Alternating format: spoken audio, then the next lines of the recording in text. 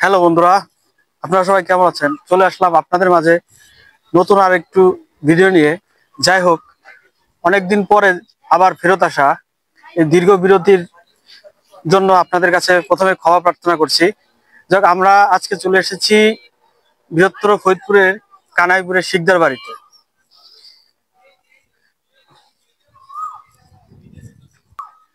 অনেক জমিদার বংশের প্রভাব প্রতিপত্তি এবং তাদের বংশ পরিচয় সম্পর্কে জানা যায়। তাদের মধ্যে উল্লেখযোগ্য হচ্ছে এই কানাইপুর শিকদার বাড়ি। এর অবস্থানটা আপনাদেরকে বলি। এর অবস্থান হচ্ছে ঢাকা যশোর মহাসড়কে একটি প্রধান ব্যস্ততম এলাকা কানাইপুর। সেই কানাইপুর থেকে কানাইপুর বাজারের 6 কিলোমিটার ভেতরে, অর্থাৎ বাড়িটি আরেকটু ভালো করে বলতে গেলে বলা যায় যে এর পূর্ব পাশে কুমার নদী বয়ে চলেছে। এই বাড়ির রয়েছে সুদীর্ঘ 400 বছরের ইতিহাস। যতদূর জানা যায় যে সম্রাট আকবরের সময় আনুমানিক 400 বছর পুরাতন এই ভবনটি। তৎকালীন ভবতারিণী দেবী তার পুত্র সতীশচন্দ্র এবং এক কর্মচারীকে নিয়ে এক জমিদারি পরিচালনা করে শুরু করেন। তারপর তার পুত্র সুরেন্দ্রনাথ শিকদার এবং নীরদবরণ শিকদার এর মধ্যে জমিদারি ভাগাভাগি হয়ে যায়। বড় পুত্র হিসেবে সুরেন্দ্রনাথ শিকদার জমিদারির সিংহভাগ লাভ করেন। তারপরে তার পুত্রদের মাধ্যমে জমিদারি আরো প্রসার ঘটে বলা চলে। এবং তার সুরেন্দ্রনাথের পত্নী রাধা মাধব শিকদার তারপরে বাড়ির কার্যক্রম অর্থাৎ জমিদারি পরিচালনা করতেন। অসচ্ছলতার কারণে এই জমিদারিটা ব্রিটিশ সরকার কর্তৃক বাজেয়াপ্ত করা হয়। তবে যতটুকু জানা যায় যে ফরায়েজি আন্দোলনের সূত্রপাত তাদের এই জমিদারি থেকে। বলা হয় যে তাদের জমিদারির বংশধরেরা কয়েক পুরুষ, অর্থাৎ বিশেষ করে ভবতারিণী দেবীর যে সন্তান ছিলেন সতীশচন্দ্র, তিনি নাকি খুব অধ্যর্থ এবং অত্যাচারী ছিলেন, যে কারণে এর পরবর্তী সময়ে হাজী শরীয়তুল্লাহ কর্তৃক ফরাইজি আন্দোলনের সূত্রপাত ঘটে, যা 1818 সালে। ইসলাম ধর্মে বলা হয়ে থাকে যেটা অবশ্য করা উচিত সেটাকে ফরজ বলে। এই ফরজ থেকে ফরাইজি কথাটি উৎপত্তি হয়েছে।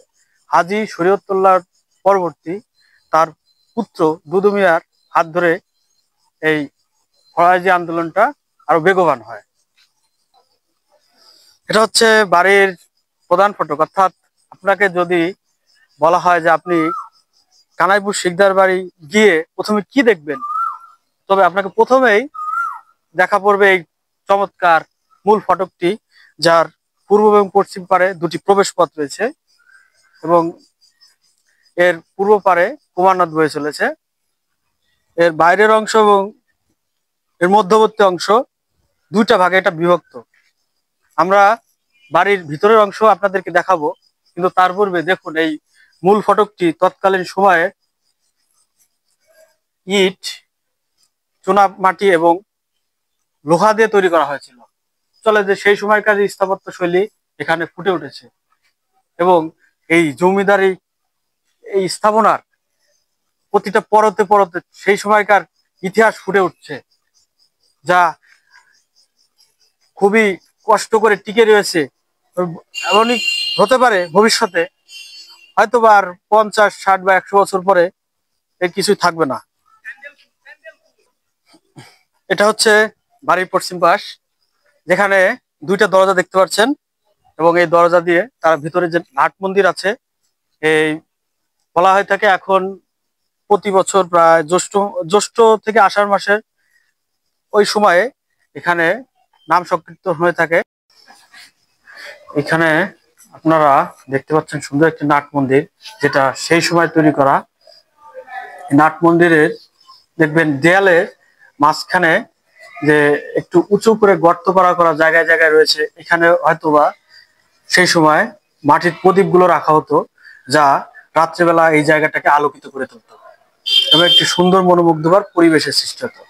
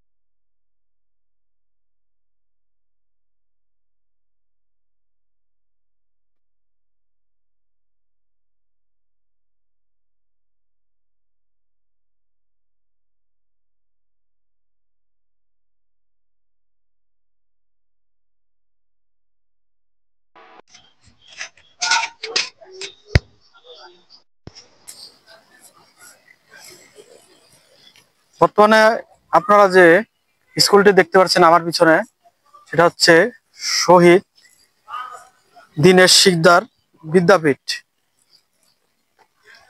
যতদূর জানা যায় যে ভবতারিণী দেবী এবং তার বংশধররা পুরাতন যে মূল ভবনটিতে থাকতেন, সেই ভবনটি ঠিক আমার পেছনেই একসময় দাঁড়িয়েছিল। বলা হয়ে থাকে এখানে এক একটা রুম ছিল সেই সময়কার বড়, খুবই বড়, যেগুলো হল রুম হিসেবে বিবেচনা করা হতো। এবং এইখানকার দেয়ালের পুরুত্ব ছিল 20 ইঞ্চি। তো আপনারা ভেবে দেখতেই পারেন যে ঠিক কত সুন্দর মনোমুগ্ধকর ভবন ছিল এখানে।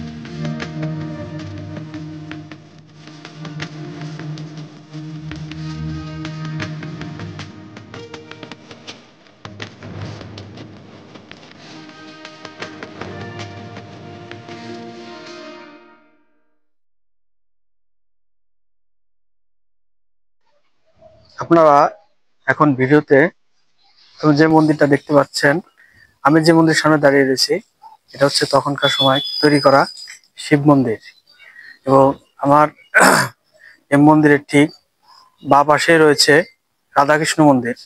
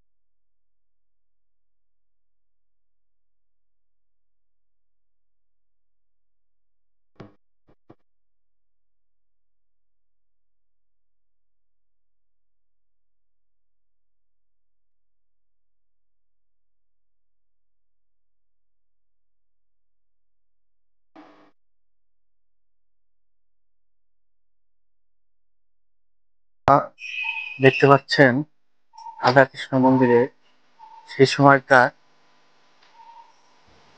পোড়ামাটির কিছু উল্লেখযোগ্য চিত্রকর্ম।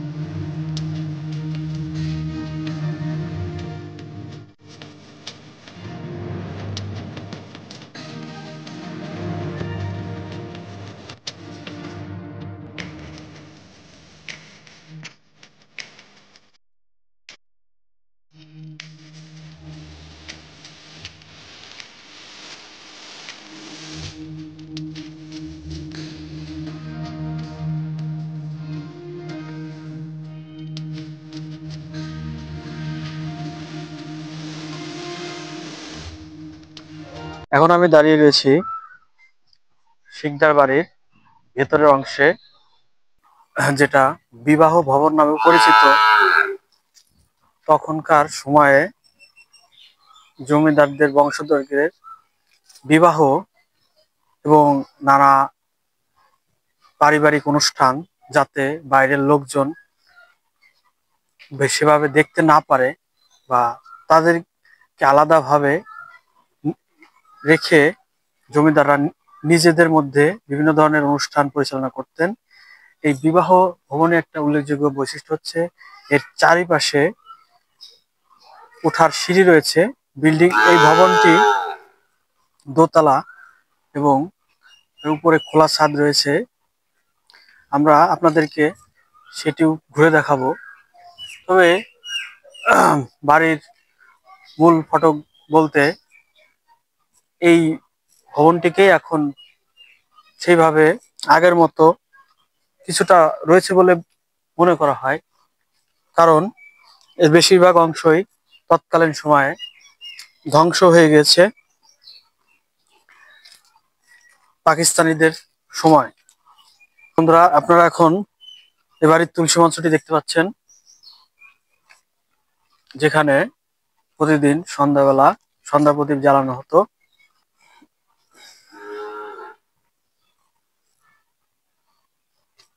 হ্যাঁ বন্ধুরা, আমি এখন এই বিবাহ ভবনের পিছনের অংশে দাঁড়িয়ে রয়েছি।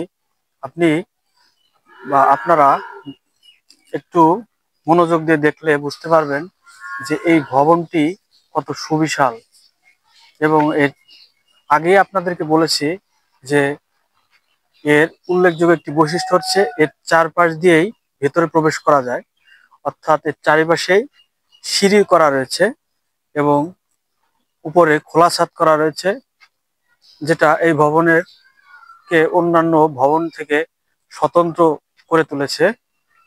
এখন আপনারা আমার সামনে যে ভবনের ধ্বংসস্তূপ দেখতে পাচ্ছেন, এটি হচ্ছে সেই সময়কার জমিদার বংশধরদের রন্ধনশালা, অর্থাৎ এখানে পাচকেরা খুব সুন্দর সুন্দর সুস্বাদু উপাদেয় খাবার রান্না করতেন।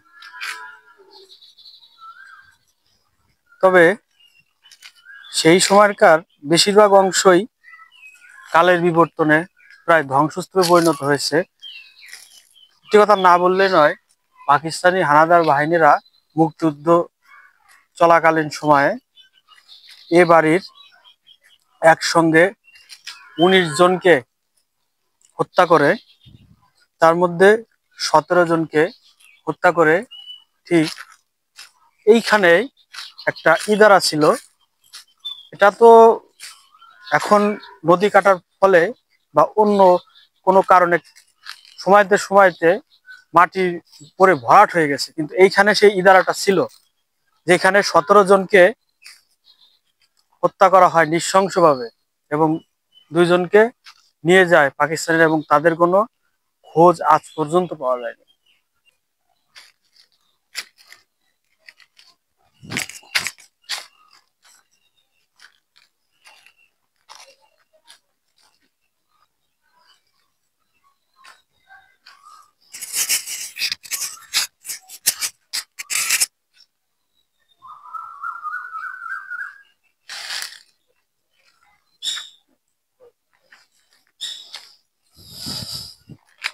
আমরা জমিদার বাড়ির যে বিবাহ ভবন রয়েছে তার ঠিক পেছনে সংলগ্ন আরো একটি ভবনে আপনাদেরকে নিয়ে এসেছি।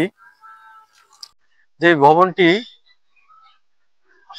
জানা যায় যে পাকিস্তানিরা ধ্বংস করার পূর্বে এটি খুবই সুরক্ষিত অবস্থায় ছিল এবং যুদ্ধের সময় লুটপাট হওয়ার কারণে এটি এখন ধ্বংসস্তূপে পরিণত হয়েছে। আপনারা এই ভবনটির নান্দনিক বৈশিষ্ট্য দেখতে পারবেন যে দেওয়ালে আমাদের তৎকালীন হিন্দু সমাজে তো আমাদের যে রীতি, দেওয়ালে বিভিন্ন দেবদেবীর মূর্তি রাখা থাকতো। আর এইখানে আমরা যে অংশগুলো দেখতে পাচ্ছেন, এখানে তখন মাটির প্রদীপগুলো রাখা থাকতো, কারণ তখন তো বিদ্যুৎ ছিল না, ঘরকে খুবই আলোকিত করে তুলতো। এখন বলা চলে সবই ইতিহাস। এখানে বিভিন্ন জায়গায় আপনারা শিকল দেখতে পাচ্ছেন, এই শিকল দিয়ে হয়তো তারা কিছু রাখতো সেই সময়কার। আর এই ভবনে বিশেষ বলার মতো কিছুই নেই। একটা কথা বলতে হয় যে ভবনটা একতলা বিশিষ্ট ছিল এবং একতলা ছাদ ছিল এবং একপাশে সিঁড়িও রয়েছে, যেটা আমরা আপনাদেরকে দেখাতে পারছি না, কারণ এর বেশিরভাগ অংশই এখন প্রায় ধ্বংসস্তূপে পরিণত হচ্ছে।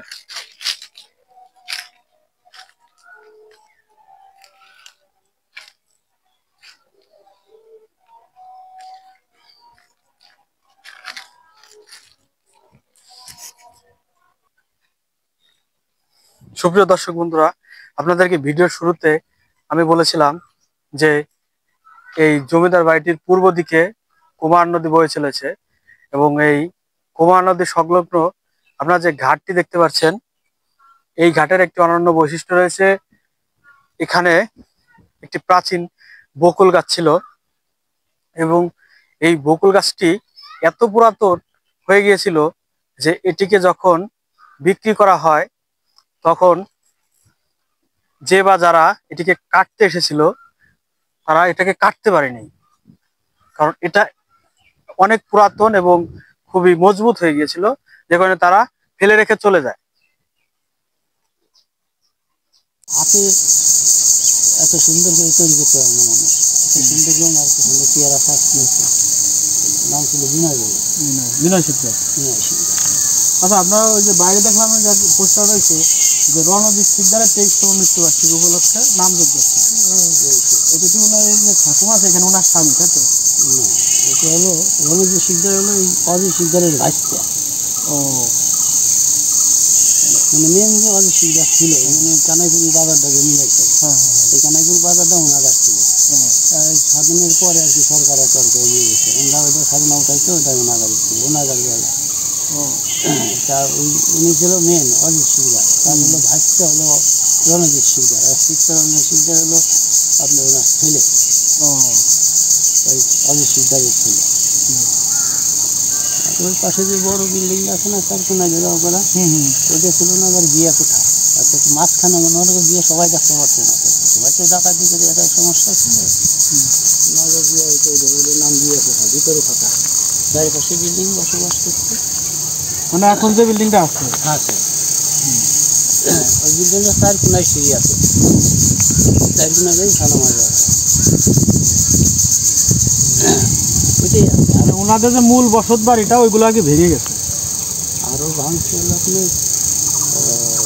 যে সময় আর কি পাকিস্তান ব্রিটিশ চলে গেল, পাকিস্তান আমি বললো না, পাকিস্তান যখন সরকার আসলো তখন জমিদারি কোঠা চলে গেল, ওই সময় হলো আর কি ওনাদের ওইগুলো ভেঙে দিচ্ছে। ওই যেখানে দুর্গা মন্দির ভিতরে চিড়ি এখন লাখ মন্দির করা আছে, ওইখানে ঠিক সময় এই প্রতি বছর আসছে আষাঢ় মাসের দিকে, জ্যৈষ্ঠ মাসে 19 তারিখ হলো লোকনাথের কী করে, তারপরে আর কি আপনার ওই যে এখন যে স্কুল করছে ওই জায়গা নাকি একটা পুরাতন বিল্ডিং। হ্যাঁ, ওইটা হলো আপনার পরেশ শিকদার ছিল, ওনার ছিল 3 ভাই। ওই যে আপনার পরেশ শিকদার আছে না সাংবাদিক, ওনার বাবার নাম হলো পরেশ শিকদার। আর ওনার যে কাকা ছিল তার মাঝে ফেলায় ওই দিনে, ছোট কাকার মাঝে ফেলায় ওই দিনে। আর ওনার বাবার হলো ধরে নিয়ে যায়, পরেশ শিকদার বাবার ধরে নিয়ে যেটা খোঁজ পায় না, তখন ওনার ছোট ভাই ওনার মায়ের পেটে এই অবস্থায় 5 মাস কি 7 মাসের কিনার অবস্থায় উনি আর কি নিখোঁজ হয়ে যায়। ওই যেদিনই মানুষ মারে ওই দিনই 2 জনের ধরে নিয়ে যায়, ওনার নেয় ফুদ্দার বাড়ি একজনের সাথে ওনারা নিয়ে যাওয়ার পর আর কি আর কোনো খোঁজ হয় না। তারপরে এই পাশে একজন ছিল আমার ল্যাংড়া অভিজ্ঞতা, কোনো পাওয়া যাবে সমস্যা ছিল, তার ছিল 3 ছেলে, দুলাল আর কিছু নাম মনে হয়, 3 জনই একই দিনে মেরে ফেলে মানুষ। তারপরে আপনি ফুগলা গান্ধী মারে, ফুগলা গান্ধীতে দুলাল তুলে যাওয়া মনে হয়, তারপরে আপনি আরও আমি অত ভালো মনে নেই, তখন আমি বেশ ভালো, আমি ভালো বলছি, যেদিন মারলো সেদিন আমি কানে বাজারে একটু ঢুকবার লাগছে। এখন যদি পাইছে না ওই সালটার ঠিক ওই জায়গাটা রাস্তা ছিল না, রাস্তাটা এই পাশে ছিল, এই পাশ দিয়ে বাজার গুলো একটা রাস্তা ছিল, ওই মেন যে ব্রিজটা পর আমরা আসি ওই ব্রিজটা যে যাওয়া আসা ছিল না, যাওয়া আসা ছিল এই পাশে দিয়ে, ব্রিজটা পরে আসো ওই মেন রোডটা পারবে।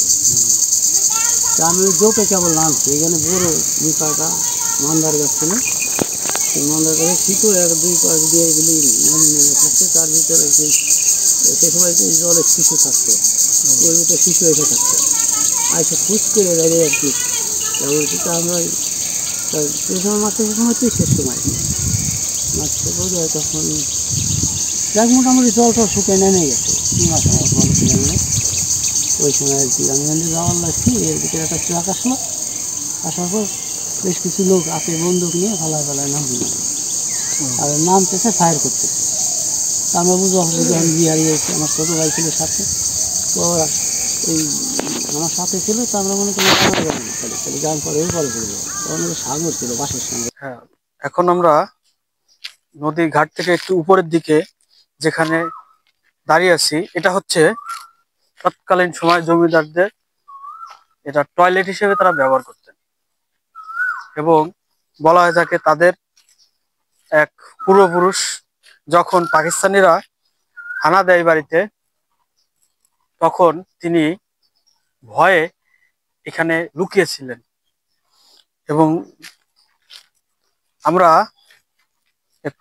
পাশের এক প্রতিবেশীর কাছ থেকে যতটুকু জানতে পারি, তিনি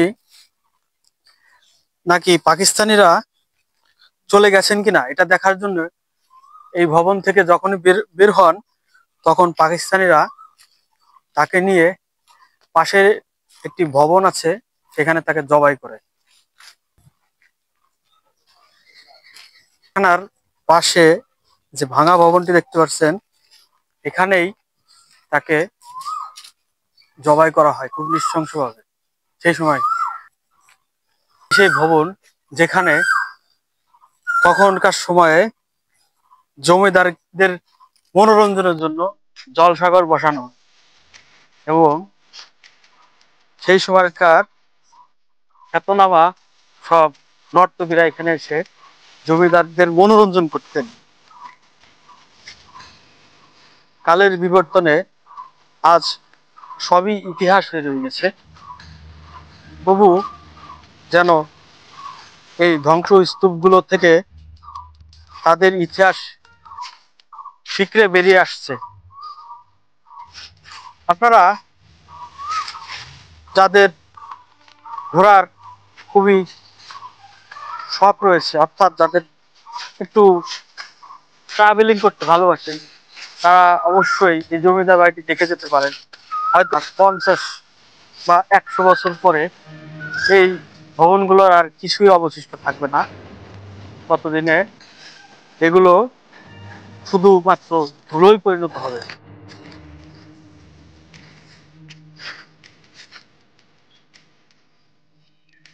এখন বন্ধুরা, আমি যেখানে দাঁড়িয়ে আছি এটা হচ্ছে জমিদার বংশের তৎকালীন স্নানঘাট, অর্থাৎ এটা হচ্ছে একটা পুকুর যেটা নির্মাণ করেন তৎকালীন রণজিৎ শিকদার, তার স্বর্গীয় পিতা সুধীর কুমার শিকদার এবং মাতা কনকলতা শিকদারের স্মৃতি উদ্দেশ্যে 23শে চৈত্র 1403 বঙ্গাব্দে, যেটা আজও এই জমিদারি একটা অংশ হিসেবে রয়ে গেছে।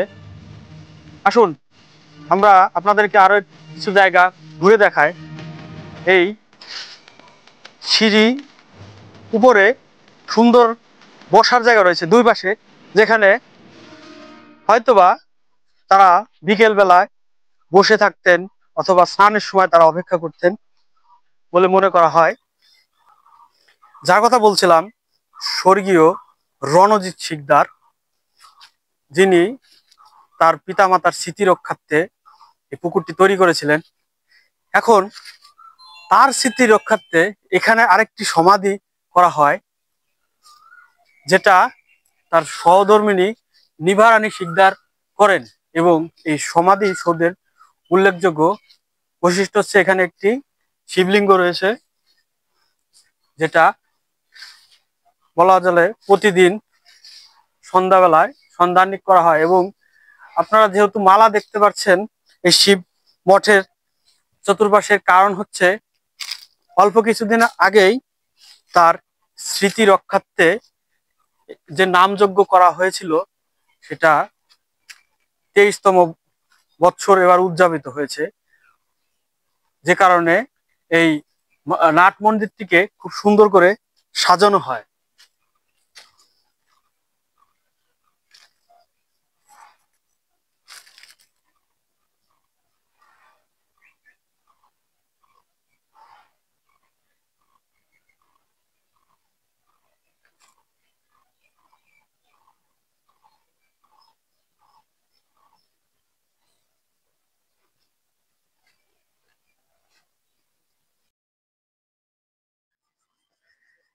হ্যাঁ, সুপ্রিয় দর্শক মন্ডলী, সম্পূর্ণ ভিডিওটি দেখার জন্য আপনাদেরকে অসংখ্য ধন্যবাদ। আমি হৃদয় কর্মকার আপনাদের আরো নতুন নতুন ভিডিও পরবর্তীতে নিয়ে আসবো বলে আমি আশা করছি। তবে আপনাদেরকে আর নিরাশ করব না। আমার এই ভিডিওটি আসার ক্ষেত্রে খুব একটা দীর্ঘ বিরতি চলে গিয়েছে, তবে আমি নিয়মিত আপনাদেরকে ভিডিও দেওয়ার চেষ্টা করব, এবং আপনারা আমাকে পাশে থেকে একটু সাপোর্ট করবেন। আমাদের ফেসবুক পেজটিকে ফলো করবেন এবং ইউটিউব চ্যানেলটিকে সাবস্ক্রাইব করে আমাদের পরিবারের সদস্য হবেন, এই কামনা নিয়ে আপনাদেরকে সঙ্গে নিয়ে আমার ভবিষ্যৎ যাত্রাটাকে আরো যাতে দীর্ঘায়ু পূর্ণ করে তুলতে পারি